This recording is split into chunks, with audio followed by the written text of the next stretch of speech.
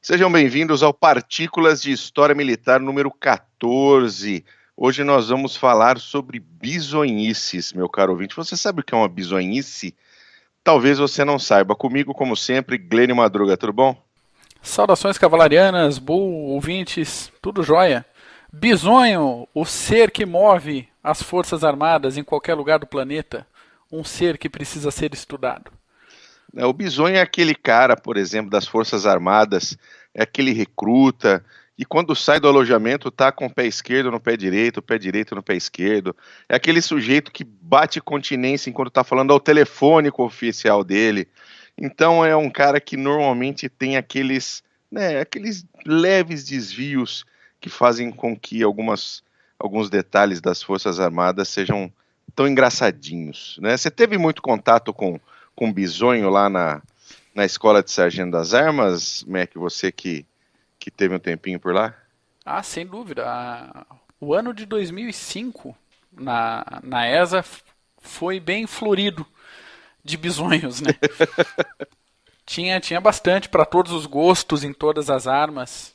A gente estava bem servido de bisonho lá. Maravilha. Então hoje a gente vai fazer um top 9 bisonhices Excelente, hein? nas Forças Armadas ao longo da história Muito bom. humana. E a primeira, infelizmente, é nossa.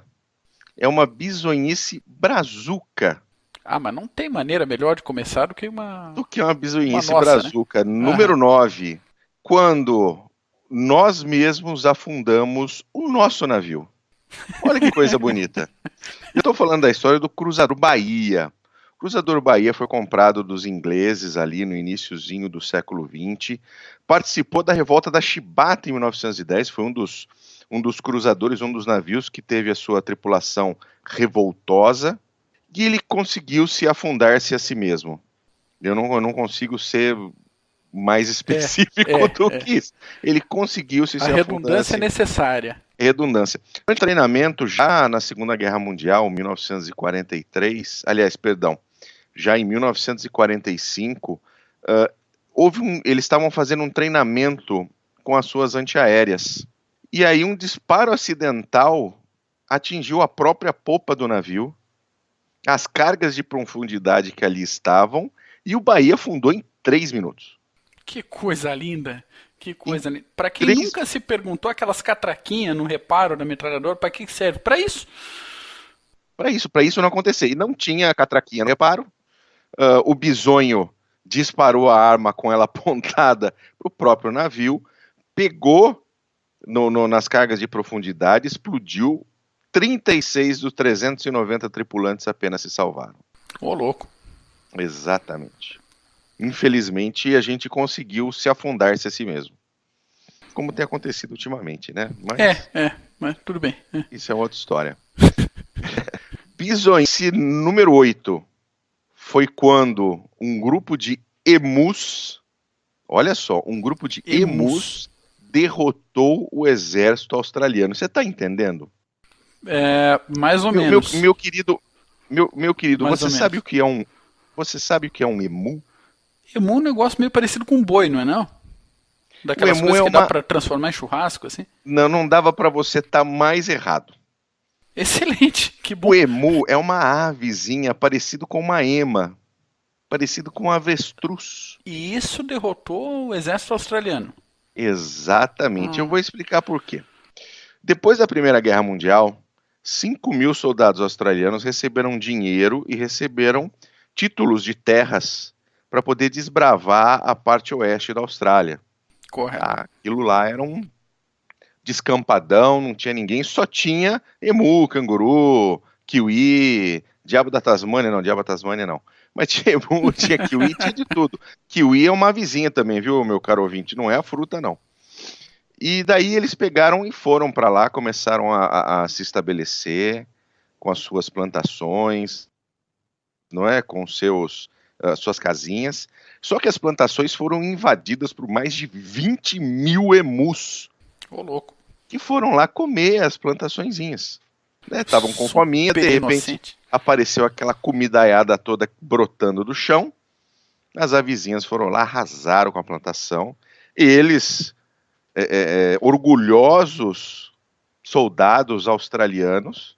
O que fizeram? Vamos acabar com esses emus aqui, ué, senão o que vai acontecer? Nós estamos ferrados. Tecnicamente, uma caça ao frango, então. Exatamente. Para você ter uma ideia, o primeiro-ministro australiano na época ordenou que um major-general australiano, GPW Meredith, que foi comandante da Royal Australian Artillery, para liderar o ataque aos emus. Para você ter uma ideia, a campanha foi tão ineficaz, foi tão inefetiva, que eles abandonaram as plantações, as casas e foram embora. Porque não tinha como matar tanto emu assim. Cara, atenção, Forças Armadas, pessoal de registro de armamento, cuidado com os javaporcos e javalis no interior do Brasil, hein? Não deu para matar. Fica o recado. Ou seja, o exército australiano foi expulso pelos emus australianos. Excelente. Olha que maravilha. Excelente. Olha que beleza. E o general, né, com registro ótimo na carreira dele pra frente. O que ele fez? Não, ele teve sucesso contra os alemães e insucesso contra os emus. Isso pega mal para os alemães, você não concorda comigo? Boa, sem dúvida nenhuma. Pega mal. Os alemães do CG vão ficar chateadinhos comigo, mas isso pega mal para os alemães. Bizonhice número 7. Foi quando uma privada e o seu sistema de descarga afundou o submarino. Tá, por favor.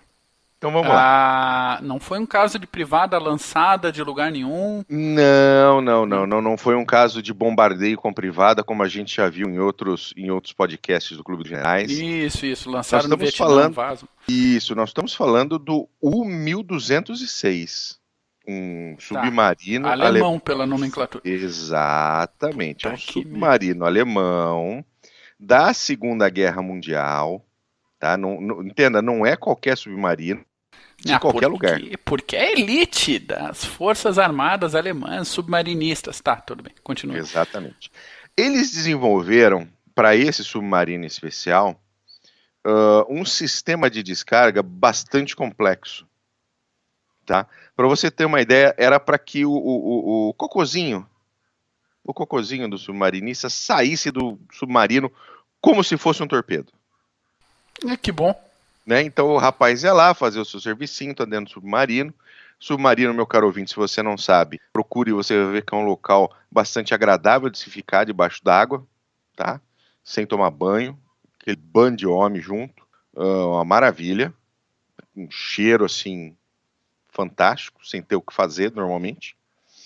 E aí você pega e vai usar o seu banheirinho, não é verdade? E quem é que foi usar? Diga pra mim, quem foi usar o banheiro do submarino naquele momento? Muito provavelmente o bisonho que não leu o manual, que alemão que não leu o manual tá errado já de saída, né? Pois quem foi usar o nosso querido toalete, o nosso querido banheirinho, foi o capitão do 1206, o Herr Karl Adolf Schlitt. Que maravilha. Ele foi usar, sentou-se lá, fez o seu trabalhinho como é de praxe, e depois percebeu aquele monte de chaves, aquele monte de, né, para abrir e fechar, e aquela coisa toda, chamou um engenheiro do navio e falou, eu preciso dar descarga. E aí o que aconteceu? Pois é, mas o que aconteceu? Eles fecharam e abriram as válvulas incorretas, e quando deu a descarga, inundou a parte de baixo de onde estava a privadinha, inundou. Só que a parte de baixo onde estava a privadinha eram as baterias do submarino. Para o meu amigo ouvinte que não sabe, as baterias do submarino são usadas quando o submarino está submerso. Um submarino a diesel elétrico. Então, motores a diesel são usados normalmente quando o submarino está né, na superfície, e aí o elétrico é usado quando ele está lá embaixo, tendo que fazer o seu passeio sem que ninguém perceba. E aí, a hora que entrou aquele monte de água com sei lá mais o que na bateria, deu uma reação química e a bateria começou a soltar gás cloro dentro do submarino. Então, o que aconteceu? Né? Emergir, né? Aquela coisa, aquela loucura, tem que ir para a superfície agora, ventilar o navio, ventilar o submarino. E dar um banho no comandante. Né? Pois é, só que tem mais um detalhezinho. O U-1206 estava numa missão secreta na costa da Escócia.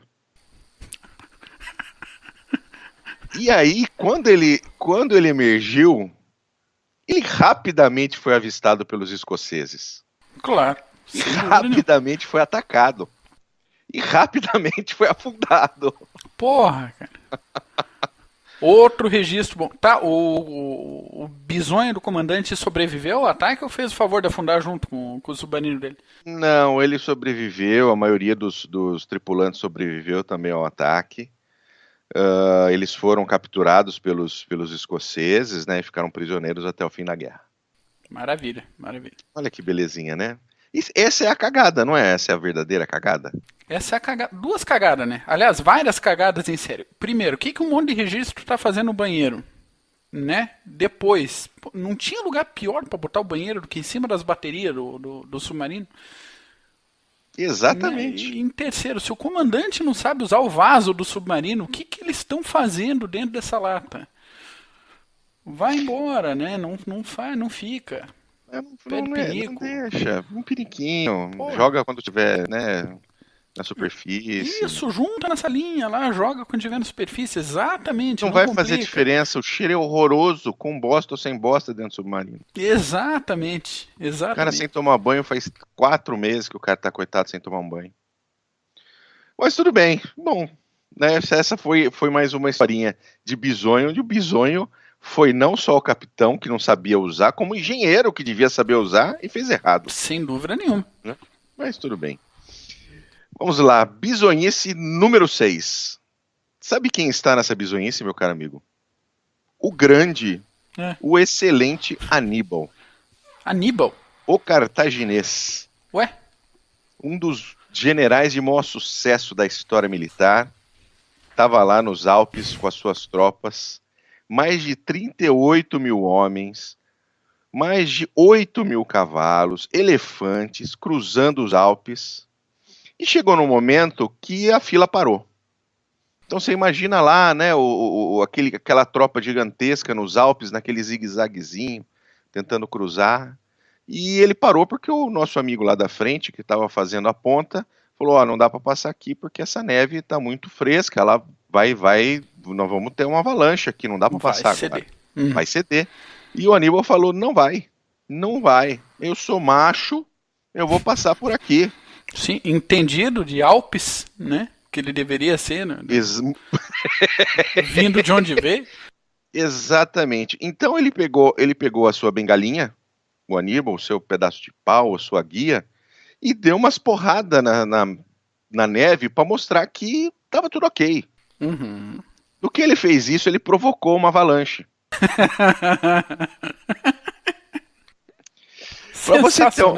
Para você ter uma ideia, a avalanche vitimou 18 mil dos 38 mil homens, 2 mil dos 8 mil cavalos e alguns elefantes. Digno. Se você procurar, você vai ver que Aníbal em batalha nunca perdeu tanta gente de uma só vez. Pois é, eu tava com essa dúvida na cabeça agora. Então, fui passando algumas batalhas e falei, eu acho que ele não perdeu isso em campo. Estou confirmando para você. Excelente. Ele nunca perdeu em batalha o que ele perdeu, essa quantidade de homens durante essa machezinha dele aí. O típico incidente de fogo amigo antes do desenvolvimento das armas de fogo, né? Calma, eu tenho um de fogo amigo aqui que é lindo. Segura delícia. as pontas aqui. Mas o Aníbal deu a sua bisonhice, ele também podia em determinado momento ser um bisonho e fazer uma cagada dessa. Lembrando ao ouvinte que pelo dicionário a definição de bisonho não é necessariamente pejorativa. Ela vem do indivíduo ser inexperiente ou inexperiente ao extremo em alguma atividade. Eu acho que é bem o caso dessas, pelo menos dessas primeiras ocorrências aqui, né? Isso, o cara do norte da África foi nos Alpes, não vai acontecer nada, deixa eu cutucar esse negócio aqui. Fazer o quê, né? Bisonhice número 5. O piloto soviético, na época da Guerra Fria, subiu no seu MiG-23, falou, vou agora, este momento, vou fazer o meu voo de treinamento com o meu MiG-23. O nome do bisonho é Nikolai Skuridin. Olha que Nome de belezinha. bisonho já. Bisonho. Ele estava ali na região do leste da Europa, na Polônia, se não me engano. E aí ele decolou com o seu MiG-23, bonitão, e ele percebeu que o motor perdeu potência. Perdeu potência e falou, vai cair. O que ele fez? Como bom treinamento, foi lá e puxou o seu assento ejetor e ejetou do avião. Certo. Certo? Até aí, tudo lindão. Até aí, normal, tudo bem. Ejetou do avião e ficou esperando o momento do avião cair. O avião não caiu. O avião já tinha o seu piloto automático ligado e o motor só deu aquela falhada. Então, o MiG-23 do Skuridin continuou voando. Ele passou pela Alemanha, por toda a Alemanha, foi acompanhado pelos F-15. Ele entrou no espaço aéreo holandês, foi acompanhado pelos F-15 holandês. Não respondeu a nenhum comando de aterrissagem. Não tinha ninguém dentro, né? E ainda não era Autobot. De Decepticon. E aí, em determinado momento, ele entrou no espaço aéreo belga, a Força Aérea Belga já estava no ar esperando.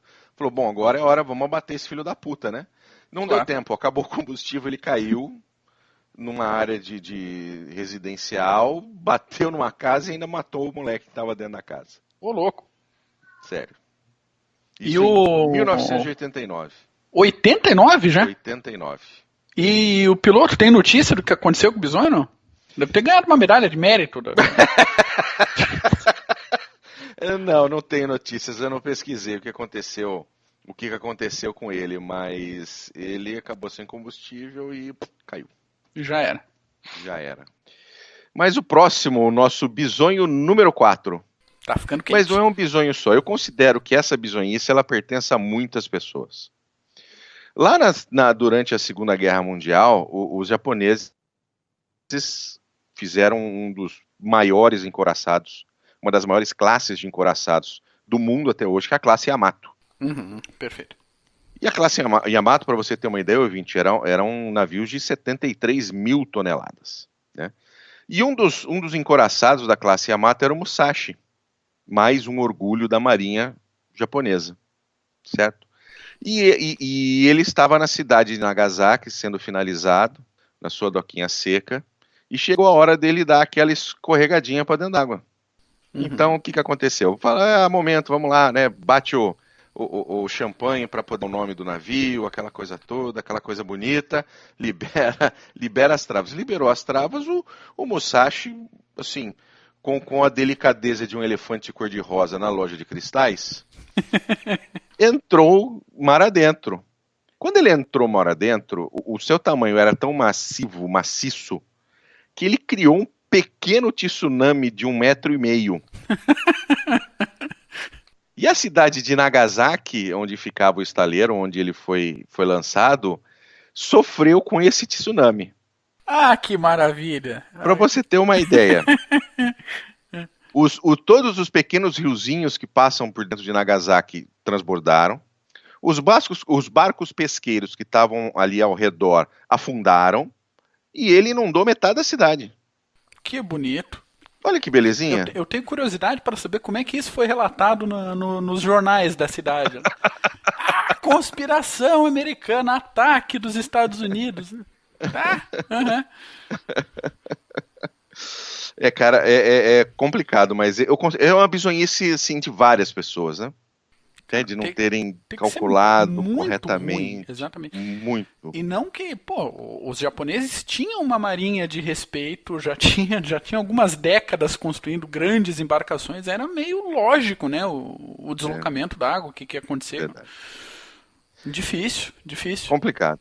Muito bem, agora faltam apenas 3 bizonhices, e essas 3 bizonhices são muito próximas da minha visão. Tá? Assim, eu fico até um pouco com dúvidas. O que é o 3, o que é o 2, o que é o 1, porque são todas elas muito interessantes. Já. Mas eu vou fazer o seguinte, eu vou falar, a primeira, eu vou pegar e fazer assim, aquela que deu o pior resultado vai ser a número 1. Perfeito. Belezinha? Maravilha. Então tá bom, então vamos lá. Primeira bizonhice. Lá em 1943, a Segunda Guerra forneceu bisonhos assim de uma maneira maravilhosa. Sem dúvida. Em 1943, os japas invadiram a ilha de Kiska, ali na região das Aleutas, aquele monte de ilhazinha das Aleutas. Os japoneses invadiram, ali existia uma pequena base americana, os americanos obviamente foram presos, pequena mesmo, meia dúzia de meteorologistas, 4 cachorros, 5 galinhas, é isso mesmo. É o que tinha pra botar pras Aleutas, né? Fazer o quê? Não, era o que tinha ali, era uma estaçãozinha, uma coisa light, uma ilha pequena. E aí os japoneses invadiram, os americanos, estamos sendo invadidos, aquela coisa toda, todo mundo preso, vai todo mundo, sei lá, para Burma construir ferrovia. Mas os americanos ficaram muito putaços e resolveram que vamos retomar a ilha. Claro, atitude esperada. Uhum. Então o que eles fizeram? Os americanos então prepararam uma invasão dessa ilha de Isca com 35 mil homens, mais de 160 aeronaves e uma frota de 95 navios. É mais ou menos 70 vezes o número de japoneses que invadiram a ilha. Essa expansãozinha devia ser valiosa pra caramba, né? Pra autoestima de alguém. Eu imagino que sim. E aí o que acontece? Chega aquela frota gigantesca, começam a bombar a ilha, né, defesas e bunkers, aquela coisa toda. Aí o pessoal desembarca, vai para cima, tomou a ilha. Tomou a ilha, começaram a contar as baixas, 122 baixas. Até ali, tudo bem, né? Sim, ali, normal. Tal, rapidinho, tomamos, foi beleza. E eles começaram a achar estranho, porque eles não estavam achando o corpo de nenhum japonês. Ué, como assim? Nenhum japonês. Porque os japoneses tinham abandonado a ilha 2 semanas antes. Olha, tá louco. Os japoneses abandonaram a ilha 2 semanas antes.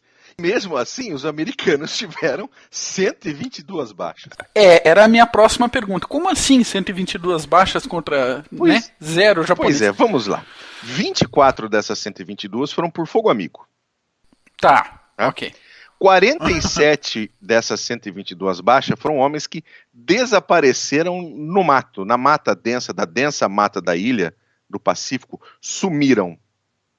Aqui é o típico, vou ali cagar e foi embora. Não foram mais encontrados. Ok, entendi. E o restante desses 122 afundaram com um destroyer que acertou uma mina lá fora da ilha. Meu Deus do céu. Não tinha nenhum japonês na ilha. Cara, eu não sei que tipo de expressão que eu tenho pra definir essa operação. Cara, sem foi uma ter que falar muito palavrão na bizonhice. gravação aqui. É Foi uma bizonhice impressionante. Realmente impressionante. Mas a próxima também é boa. Bizonhice número 2. Agora nós vamos um pouquinho mais atrás, tá? A gente vai ali no início do século XIX, era uma época que o Texas não era parte dos Estados Unidos, o Texas era parte do México, tá?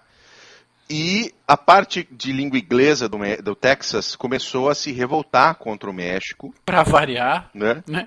E Sam Houston criou um exército, ele mais o general Austin, para lutar contra os mexicanos, para simplesmente serem livres. Pois muito bem, era um momento da guerra onde o exército do Santana, que era o presidente na época, presidente generalíssimo do México, estava numa cidadezinha chamada San Jacinto. Eles tinham acabado de vir de uma marcha longa, estavam cansados, estavam assim, não tinham comido, os homens não tinham descansado, não tinham comido direito, não tinha água suficiente. E chegaram ali em San Jacinto, estavam numa situação difícil. Eles tinham ali por volta de 600 homens, por volta de 600 e poucos homens. Nisso chegou um reforço de mais 540 homens. Estavam ali por volta de 1.200 homens contra os 900 do Sam Houston. Uma situação aparentemente interessante. E o que os homens do Sam Houston fizeram? Eles pegaram, explodiram uma ponte na retaguarda dos mexicanos para evitar que viesse mais reforços e começaram a se preparar. Começaram a se preparar para fazer o ataque. Ok. Durante esse momento, chegou ali mais ou menos às 3h30 da tarde. E vendo seus homens todos bastante cansados, o Santana ordenou uma siesta. Meu amigo, uma siesta é aquele cochilinho da tarde, depois que você deu aquela almoçada legal. Aquela sonequinha depois da feijoada? Igual hoje, né? A gente tá gravando hoje, Dia dos Pais, você deu aquela almoçada braba, assim, né? Eu aqui em casa eu fiz joelho de porco, eu fiz costela no bafo, então se dá aquela, né, aquela nepzinha, aquela dormidinha depois da tarde. E aí uma nepzinha, que a respiração do cara parece um panzer. Isso, exatamente. Os vidros da casa tremem, entendeu? No ronco. Sensacional. E aí ele falou, tudo bem, pessoal, vamos descansar. Ele falou, pessoal, vamos todos descansar. Ele disse, pessoal, vamos todos descansar. Uhum. Não ficou nem o guardinha para ficar olhando o que estava acontecendo em volta da cidade. Nem o molequinho do apito. Nem o molequinho do apito. E nesse momento, os homens de Sam Houston atacaram as tropas mexicanas em San Jacinto. Eles infligiram ao exército mexicano mais de 600 casualties, ou seja, entre mortos, feridos e desaparecidos. Né? E gente que correu pro mato, prisioneiros. E sofreram só 39. Excelente. Para você ter lindo. Para você ter uma ideia como a coisa foi rápida e foi assim arrasadora, o Santana ele fugiu vestindo o uniforme de um soldado comum. E foi capturado. Que bonito. Mas ele foi capturado e ninguém sabia que ele era o Santana. Tava no uniformezinho de bisonho. Sim, né, no seu uniformezinho bisonho, e estava ali. Qualquer coisa, o que ele não contava era com os correligionários dele, né, os companheiros ali, ombro a ombro de batalha, ficassem batendo continência para ele cada vez que ele passava. Foi quando os americanos perceberam quem era aquele soldadozinho bisonho e o Santana foi capturado. Enviado para o Texas, obrigado a assinar os tratados que levaram à independência do Texas, lá em 1830 alguma coisa. Por causa de um ronco depois do almoço. Olha que delícia. Que legal. Interessante esse negócio, só fazendo um adendo. O Texas primeiro conseguiu sua independência plena para depois optar por juntar-se aos Estados Unidos. Exatamente. Né? Inclusive, uma história muito particular, interessante. Inclusive no Texas é um dos poucos estados americanos onde eles possuem uma Câmara de Deputados e de Senadores. Estadual. Olha só. Estadual. Eu fiz essa viagem para o Texas, para Austin, que é a capital do Texas. Não é Dallas, não é Houston, pessoal. A capital do Texas é Austin. E muito bonito, inclusive, o Capitólio deles lá, coisa linda, passei tudo por dentro. E você vê as duas casas, tá? Você vai de um lado, tem a parte legislativa dos deputados, da outra, a parte legislativa dos senadores. É muito legal. Que maravilha. Mas bonitinho, né? Bonitinho. Bonitinho. Agora vamos à bizonhice número 1. A bizonhice número 1, ela tem no seu âmago um navio de guerra dos Estados Unidos, tá? Ele chama-se William D. Porter. Correto. É um destroyer, tá certo, da classe Fletcher. Ele foi comissionado lá em julho de 43. E ele tem, até chegar na principal bizonhice dele, ele tem algumas coisas interessantes, sabe? Por exemplo, ele danificou um destroyer da mesma classe com a sua âncora.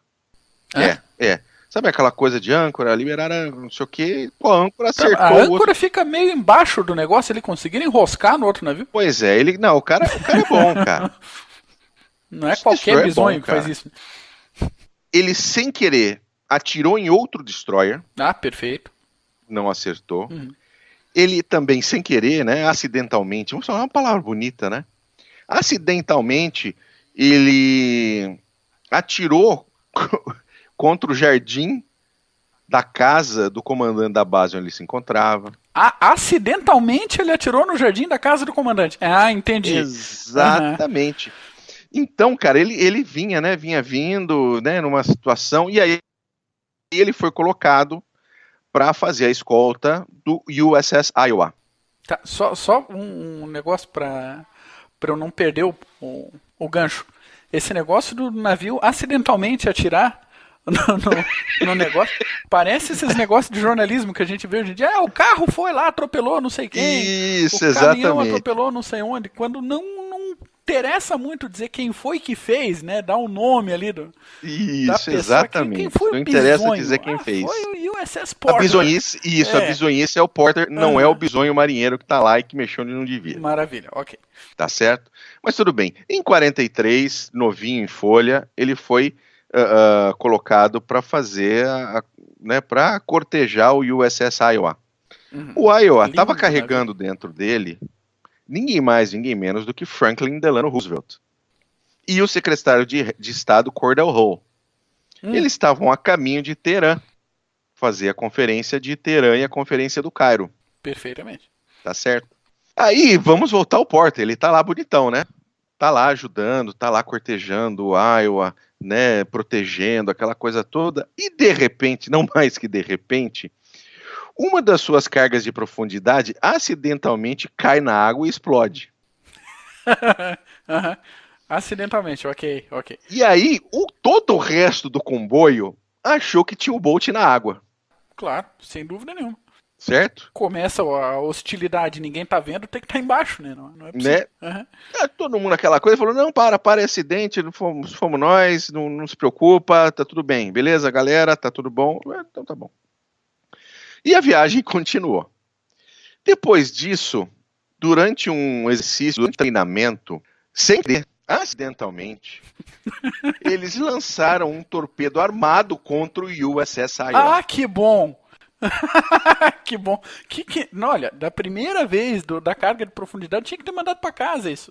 Volta. Eles lançaram um torpedo armado contra a nave capitânia que estava levando o presidente do país. Tá, não só qualquer presidente. Ele estava levando o Roosevelt para conferência com o Churchill e o Stalin. Perfeito. Deve ter rolado uma piadinha. Corre, Roosevelt, mas não Quando eles viram, quando eles perceberam, avisaram, obviamente, automaticamente o Iowa, e o Iowa conseguiu manobrar, o torpedo passou e explodiu lá na frente. Meu Deus. Dizem, isso não é informação confirmada, que imediatamente toda a tripulação do Porter foi presa. Ah, mas é o mínimo, né? É o mínimo. Toda a tripulação, o capitão, subcomandante, o bisoinho lá que tá mexendo com a caldeira, todo mundo foi preso, cara. É o mínimo, pô, manda pras aleutas, manda Um detalhe, dizem que o Roosevelt, assim que soube, né, porque imediatamente o nego vai lá contar ao presidente, ó, nós temos que, né, tomar uma ação, porque se explodir essa porra, você tem que estar vivo. Todo mundo pro fundo. E aí eles subiram com o cadeirante lá pro deck do Iowa, e ele ainda pôde ver a manobra e ver o torpedo passar. Que maravilha! Com o brioco na mão, né? Porque... Pega esse negócio que eu vou fazendo. Exatamente, com o brioquinho na mão. E aí, obviamente, foi preso o pessoal do Porter, e no final das contas não deu nada. O próprio Porter depois teve uma carreira durante a Segunda Guerra digna de um grande combatente. Conseguiu se recuperar? Conseguiu se recuperar, foi excelente, Filipinas, não, foi show de bola. Mas ele quase matou o presidente dos Estados Unidos enquanto ele ia para a conferência no meio do maior conflito da história do mundo. Sensacional. Eu consigo imaginar o Patton, que era tão criticado, dando gargalhadas, roxo de rir, escutando esse negócio. E é isso, meu querido. Essas são as 9 bizonhices que eu coletei pra gente, porque são absolutamente fantásticas. Olha, todas essas últimas 3 pra mim são as tops. Sem dúvida nenhuma. A da Soneca mesmo é sensacional. Eu que sou... Os americanos invadindo uma ilha que não tinha mais japonês e conseguindo matar 120 dos próprios. Pois é. E o Porter com essa lista de bizonhices que é impressionante. Que maravilha. Não, impressionante. E um detalhe, o Porter, ele participou das campanhas da Filipina, de Okinawa, e, cara, é impressionante. Ele, em 10 de junho de 45, um kamikaze acertou o Porter abaixo da linha d'água. Explodiu e afundou o Porter.